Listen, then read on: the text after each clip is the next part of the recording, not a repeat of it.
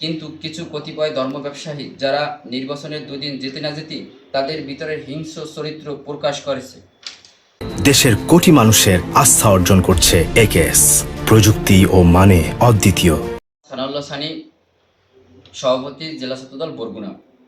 ত্রয়োদশ জাতীয় সংসদ নির্বাচনের ফলাফলের পর অত্যন্ত শান্তিপ্রিয় ভূমিকায় জনাব নজরুল ইসলাম মোল্লা ও বরগুনার বিএনপি পরিবারকে আমরা দেখেছি।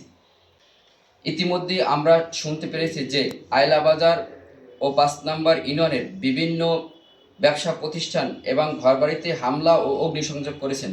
আপনারা মনে রাখবেন, বাংলাদেশের রাষ্ট্র ক্ষমতায় বিএনপি রয়েছেন এবং বাংলাদেশের প্রধানমন্ত্রী হয়েছেন তারেক রহমান। ঠিক এই মুহূর্তে আপনারা আইন শৃঙ্খলার বিঘ্ন ঘটালে আমরা বরগুনা জেলা ছাত্রদল কঠোর হাতে দমন করব।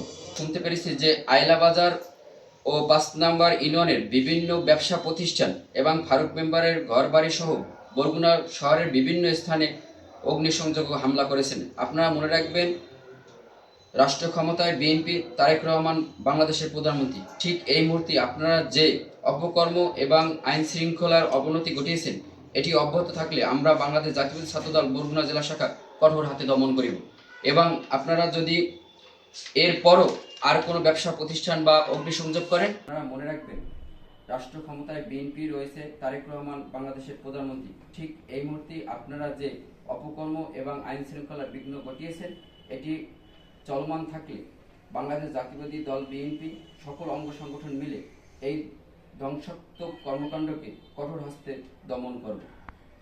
আমি মোহাম্মদ সানাউল্লাহ সানি, সভাপতি, জেলা ছাত্রদল বরগুনা। ত্রয়োদশ জাতীয় সংসদ নির্বাচনের ফলাফলের পর অত্যন্ত শান্তিপ্রিয় ভূমিকায় জনাব নজরুল ইসলাম মোল্লা ও বরগুনার জেলা বিএনপির পরিবারকে আপনারা দেখেছেন।